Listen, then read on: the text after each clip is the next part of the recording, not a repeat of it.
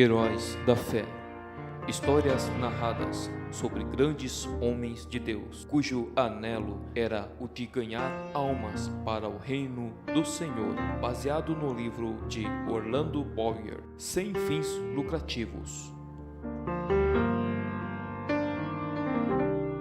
Ouça e seja edificado. Carlos Finney, o apóstolo dos avivamentos, de 1792 a 1875.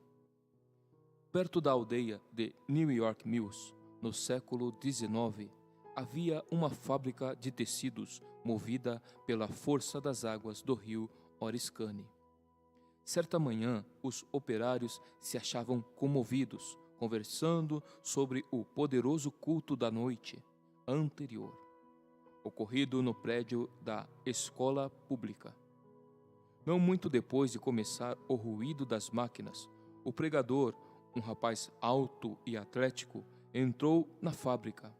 O poder do Espírito Santo ainda permanecia sobre ele. Os operários, ao vê-lo, sentiram a culpa de seus pecados a ponto de terem de se esforçar para poderem continuar a trabalhar. Ao passar perto de duas moças que trabalhavam juntas, uma delas, no ato de emendar um fio, foi tomada de tão forte convicção que caiu em terra chorando. Segundos depois, quase todos em redor tinham lágrimas nos olhos. Em poucos minutos, o avivamento encheu todas as dependências da fábrica. O diretor, vendo que os operários não podiam trabalhar, achou que seria melhor que cuidassem da salvação da alma e mandou que parassem as máquinas. A comporta das águas foi fechada e os operários se ajuntaram em um salão do edifício. O Espírito Santo operou com grande poder e dentro de poucos dias quase todos se converteram ao Senhor. Disse acerca desse pregador, Carlos Finney, que depois de ter ministrado a palavra em Gouverneur, no estado de New York, não houve baile nem reapresentação de teatro na cidade durante 6 anos. Calcula-se que, durante os anos de 1857 e 1858, mais de 100 mil pessoas foram ganhas para Cristo pela obra direta e indireta de Finney.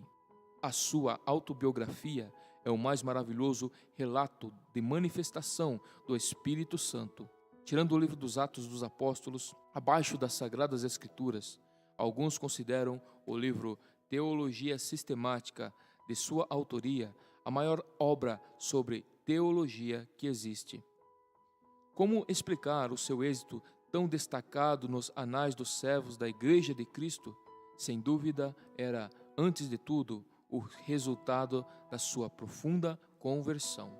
Nasceu em uma família descrente, se criou em um lugar onde os membros da igreja conheciam apenas a formalidade fria dos cultos. Finney era advogado.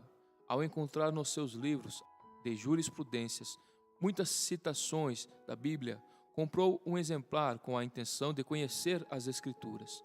O resultado foi que, após a leitura, achou mais e mais interesse no culto dos crentes.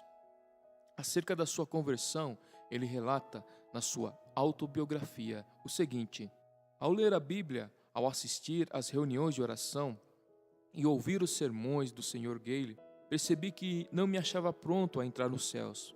Fiquei impressionado, especialmente com o fato de as orações dos crentes, semana após semana, não serem respondidas. Li na Bíblia: pedi e dar-se-vos-á, buscai e encontrareis, batei e abrir-se-vos-á. Li também que Deus é o mais pronto a dar o Espírito Santo aos que lhe pedirem, do que os pais terrestres a darem boas coisas aos filhos. Ouvi aos crentes pedirem um derramamento do Espírito Santo e confessarem depois que não o receberam. Exortavam uns aos outros a se despertarem para pedir em oração um derramamento do Espírito Santo e afirmavam que assim haveria um avivamento com a conversão de pecadores. Mas, ao ler mais a Bíblia, vi que as orações dos crentes não eram respondidas porque não tinham fé. Isto é, Não esperavam que Deus lhes daria o que pediam. Entretanto, com isso senti um alívio acerca da veracidade do Evangelho e fiquei convicto de que a Bíblia, apesar de tudo, é a verdadeira palavra de Deus. Foi no domingo de 1821 que assentei no coração resolver o problema sobre a salvação da minha alma e ter paz com Deus.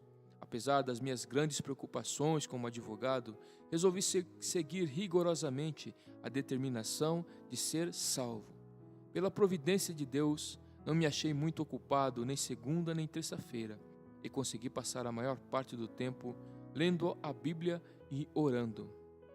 Mas, ao encarar a situação resolutamente, achei-me sem coragem para orar, sem tapar o buraco da fechadura. Mas então, se entrasse alguém, eu colocaria um livro aberto sobre a Bíblia para escondê-la. Durante a segunda e terça-feira, a minha convicção aumentou, mas parecia que o coração se havia endurecido. Eu não podia chorar nem orar. Terça-feira, à noite, senti-me muito nervoso e parecia-me estar perto da morte. Reconhecia que, se eu morresse por certo, iria para o inferno.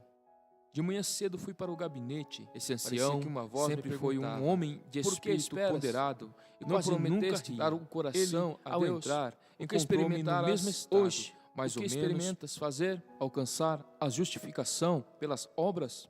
Foi então que vi claramente, como qualquer vez depois, a realidade e a plenitude da propiciação de Cristo.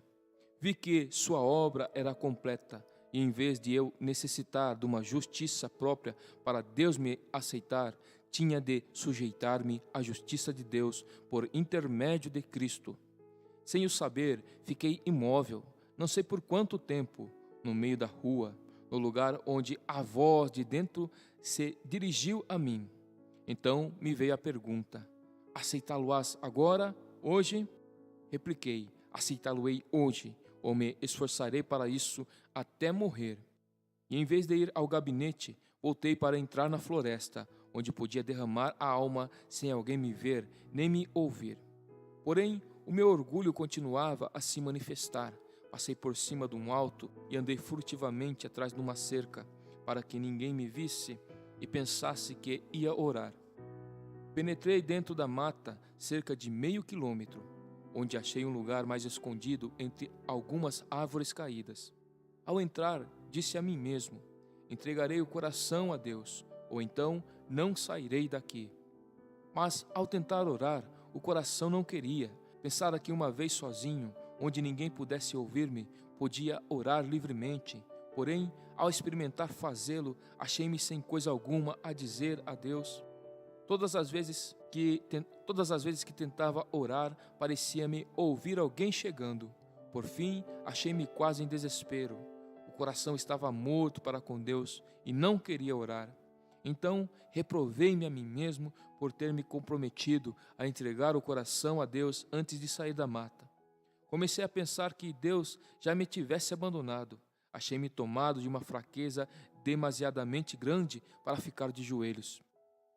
Foi justamente nessa altura que pensei novamente que ouvi alguém se aproximando e abri os olhos para ver. Logo foi-me revelado que o orgulho do meu coração era a barreira entre mim e a minha salvação. Fui vencido pela convicção do grande pecado de eu envergonhar-me e de que alguém entrasse e me encontrasse de joelhos perante Deus. E bradei em alta voz que não abandonaria o lugar, nem que com todos os homens da terra e todos os demônios do inferno me cercassem. Gritei: ora, um vil pecador como eu, de joelhos perante o grande e santo Deus, confesso-lhe os pecados e me envergonho dele perante o próximo, pecador também, porque me encontro de joelhos para achar paz com o meu Deus ofendido. O pecado parecia-me horrendo, infinito. Fiquei quebrantado até o pó perante o Senhor. Nessa altura, a seguinte passagem me iluminou: então me invocareis, e ireis, e orareis a mim, e eu vos ouvirei, e buscar-me-eis, e me achareis quando me buscareis de todo o vosso coração. Continuei a orar e receber promessas e a apropriar-me delas. Não sei por quanto tempo. Orei até que, sem saber como, achei-me voltando para a estrada. Lembro-me de que disse a mim mesmo: se eu me converter, pregarei o Evangelho. Na estrada, voltando para a aldeia, certifiquei-me da preciosa paz e da gloriosa calma da minha mente. Que é isso? Perguntei-me a mim mesmo. Entristecera eu o Espírito Santo até retirar-se de mim? Não sinto mais convicção. Então lembrei-me de que dissera a Deus que confiaria na sua palavra. A calma de meu espírito era indescritível. Fui almoçar, mas não tinha vontade de comer. Fui ao gabinete, mas meu sócio não voltara do almoço. Comecei a tocar a música de um hino de rabecão, como de costume. Porém, ao começar a cantar as palavras sagradas, o coração parecia derreter-me e só podia chorar. Ao entrar e fechar a porta atrás de mim, parecia-me ter encontrado o Senhor Jesus Cristo face a face. Não me entrou na mente, na ocasião, nem por algum tempo depois, que era apenas uma concepção mental. Ao contrário, parecia-me que eu o encontrara como encontro qualquer pessoa. Ele não disse coisa alguma, mas olhou para mim de tal forma que fiquei quebrantado e prostrado aos seus pés. Isso, para mim, foi depois uma experiência extraordinária, porque parecia-me uma realidade, como se ele mesmo ficasse em pé perante mim e eu me prostrasse aos seus pés e lhe derramasse a minha alma. Chorei alto e fiz tanta confissão quanto foi possível entre soluços. Parecia-me que lavava os seus pés com as minhas lágrimas, contudo, sem sentir ser tocado na sua pessoa. Ao virar-me para me sentar, recebi o poderoso batismo com o Espírito Santo, sem o esperar, sem eu mesmo saber que havia tal para mim. O Espírito Santo desceu de tal maneira que parecia encher-me o corpo e a alma. Senti-o como uma onda elétrica que me transpassava repetidamente. De fato, parecia-me como ondas de amor liquefeito, porque não sei outra maneira de descrever isso. Parecia o próprio fôlego de Deus. Não existem palavras para descrever o maravilhoso amor derramado no meu coração. Chorei de tanto gozo e amor que senti. Acho melhor dizer que exprimi, chorando em alta voz, as inundações indizíveis do meu coração. As ondas passaram sobre mim, uma após a outra, até eu clamar: morrerei se essas ondas continuarem a passar sobre mim. Senhor, não suporto mais. Contudo, não receava a morte. Não sei por quanto tempo este batismo continuou a passar sobre mim e por todo o meu ser, mas sei que era já noite quando o dirigente do coro veio ao gabinete para me visitar. Encontrou-me nesse estado de choro, aos gritos, e perguntou: Senhor Finney, que tem? Por algum tempo não pude responder-lhe. Então ele perguntou mais: está sentindo alguma dor? Com dificuldade? Respondi: não, mas sinto-me demasiado feliz para viver. Saiu e daí a pouco voltou, acompanhado por um dos anciãos da igreja.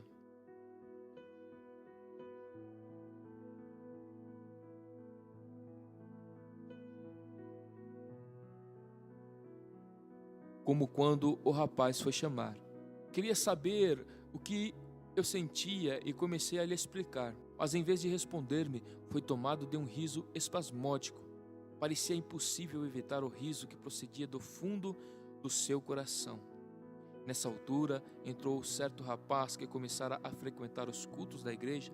Presenciou tudo por alguns momentos, até cair no chão em grande angústia de alma, clamando: orem por mim. O ancião da igreja e o outro crente oraram, e depois Finney também orou. Logo após, todos se retiraram, deixando Finney sozinho. Ao deitar-se para dormir, Finney adormeceu, mas logo acordou por causa do amor que lhe transbordava o coração. Isso aconteceu repetidas vezes durante a noite. Sobre isso, ele escreveu depois: quando me acordei de manhã, a luz do sol penetrava no quarto. Faltavam-me palavras para exprimir os meus sentimentos ao ver a luz do sol. No mesmo instante, o batismo do dia anterior voltou sobre mim. Ajoelhei-me ao lado da cama e chorei pelo gozo que sentia. Passei muito tempo sem poder fazer coisa alguma, senão derramar a alma perante Deus. Durante o dia, o povo se ocupava em falar na conversão do advogado. Ao anoitecer, sem qualquer anúncio do culto, ajuntou-se uma multidão no templo. Quando Finney relatou o que Deus fizera na sua alma, muitos foram profundamente tocados. Um sentiu-se tão convicto que voltou a casa sem o chapéu. Certo advogado afirmou: "É claro que ele é sincero, mas que enlouqueceu é evidente." Finney falou e orou com grande liberdade. Realizavam-se cultos todas as noites por algum tempo, aos quais assistiam pessoas de todas as classes. Esse grande avivamento espalhou-se para muitos lugares em redor. Finney continuou: "Por 8 dias, o meu coração permanecia tão cheio que não sentia desejo de comer nem de dormir. Parecia-me que tinha um manjar para comer que o mundo não conhecia. Não sentia necessidade de alimentar-me nem de dormir. Por fim, cheguei a ver que devia comer, como de costume, e dormir quando fosse possível." Grande poder acompanhava a palavra de Deus. Todos os dias admirava-me ao notar como poucas palavras dirigidas a uma pessoa transpassavam-lhe o coração como uma seta. Não demorei muito em ir visitar meu pai. Ele não era salvo. O único membro da família que fizera a profissão de religião era meu irmão mais novo. Meu pai encontrou-me no portão e me perguntou: "Como tem passado, Carlos?" Respondi-lhe: "Bem, meu pai, tanto no corpo como na alma." "Meu pai, o senhor já é idoso, todos os seus filhos estão crescidos e casados, e nunca ouvi alguém orar na sua casa." Ele baixou a cabeça e começou a chorar, dizendo: "É verdade, Carlos, entre e você mesmo ore." Entramos e oramos. Meus pais ficaram comovidos e não muito depois converteram-se. Se a minha mãe tinha qualquer esperança antes, ninguém o sabia. Assim, esse advogado, Carlos Finney, perdeu todo o gosto pela sua profissão e se tornou um dos mais famosos pregadores do Evangelho. Acerca do seu método de trabalhar, ele escreveu: "Dei grande ênfase à oração como indispensável, se realmente queríamos um avivamento.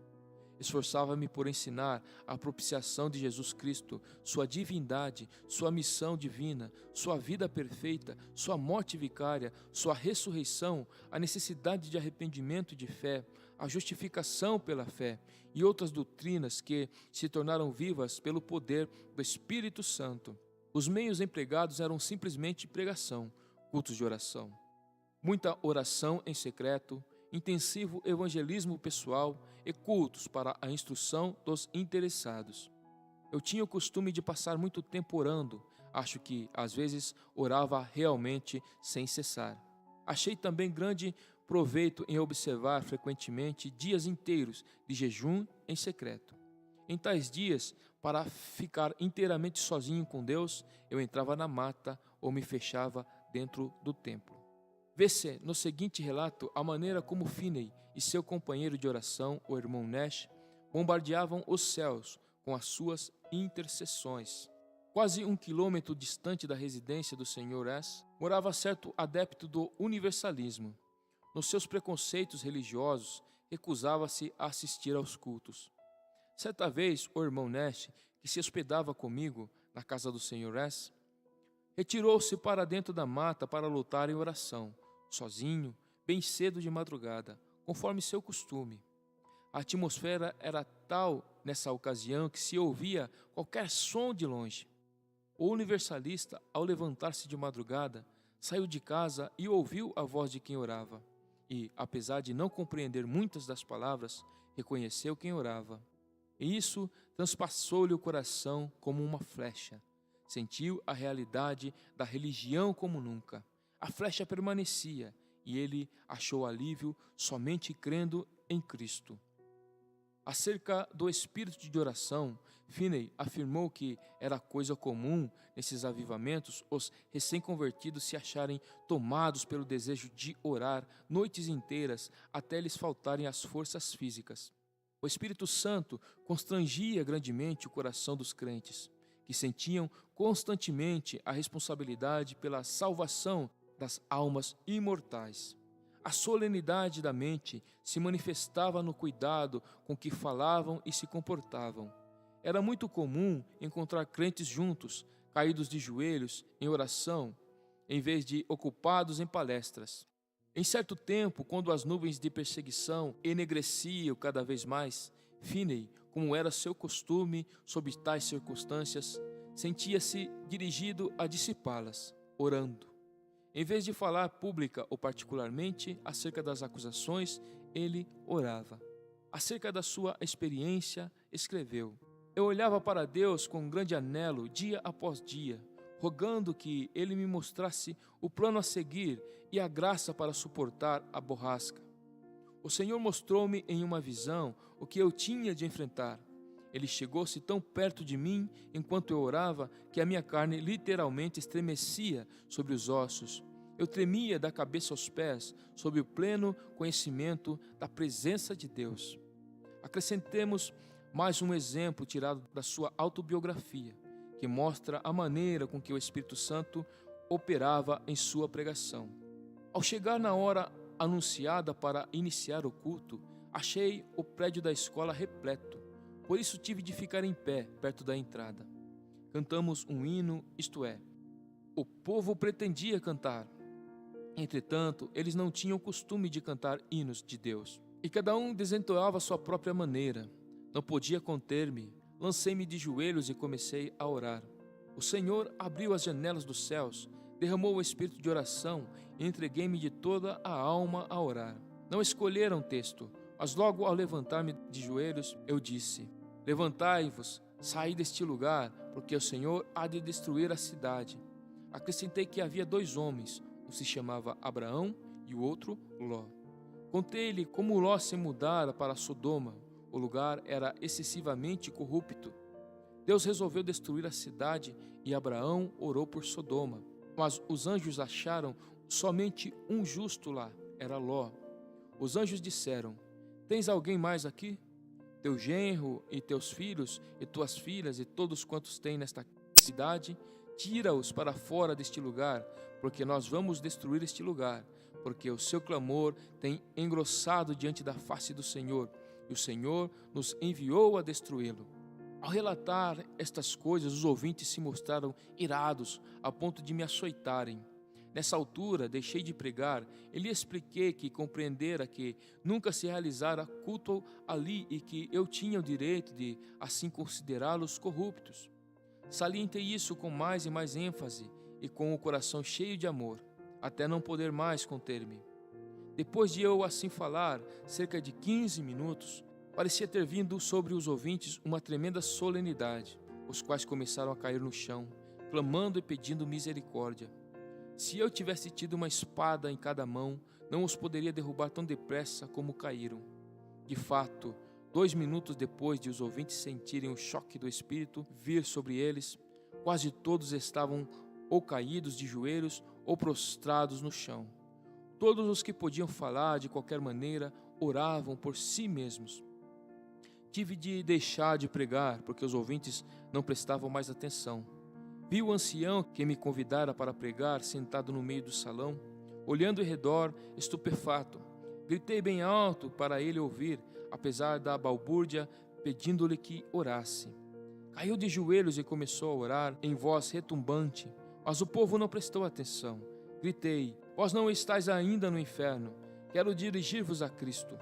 O coração transbordava de gozo ao presenciar essa cena. Quando pude dominar os meus sentimentos, virei-me para um rapaz que estava perto de mim, consegui atrair a sua atenção e preguei a Cristo em voz alta, ao seu ouvido. Logo, ao olhar para a cruz de Cristo, ele acalmou-se por um pouco e então rompeu em oração pelos outros. Depois fiz o mesmo com o outro, depois com o outro e continuei assim, tratando com eles até a hora do culto da noite, na aldeia. Deixei o ancião que me convidara a pregar para continuar a obra com os que oravam. Ao voltar, havia tantos clamando a Deus que não pudemos encerrar a reunião, que continuou o resto da noite. Ao amanhecer o dia, alguns ainda permaneciam com a alma ferida, não se podiam levantar-se para dar lugar às aulas. Foi necessário levá-los a uma residência não muito distante. De tarde, mandaram chamar-me porque ainda não findara o culto. Só nesta ocasião cheguei a saber a razão de o auditório agastar-se da mensagem. Aquele lugar cognominava-se ou se chamava Sodoma, e havia somente um homem piedoso lá, a quem o povo tratava de Ló. Era o ancião que me convidara a pregar. Depois de já velho, Finney escreveu acerca do que o Senhor fez em Sodoma. Embora esse avivamento caísse tão repentinamente sobre eles, era tão empolgante ver que as conversões eram profundas e a obra permanente e genuína. Nunca ouvi falar em qualquer repercussão desfavorável. Não foi só na América do Norte que Finney viu o Espírito Santo cair e abater os ouvintes em terra. Na Inglaterra, durante os 9 meses de evangelização que Finney promoveu lá, multidões também se prostraram enquanto ele pregava. Em certa ocasião, mais de 2.000 de uma vez. Alguns pregadores confiam na instrução e ignoram a obra do Espírito Santo. Outros, com razão, rejeitam tal ministério infrutífero e sem graça.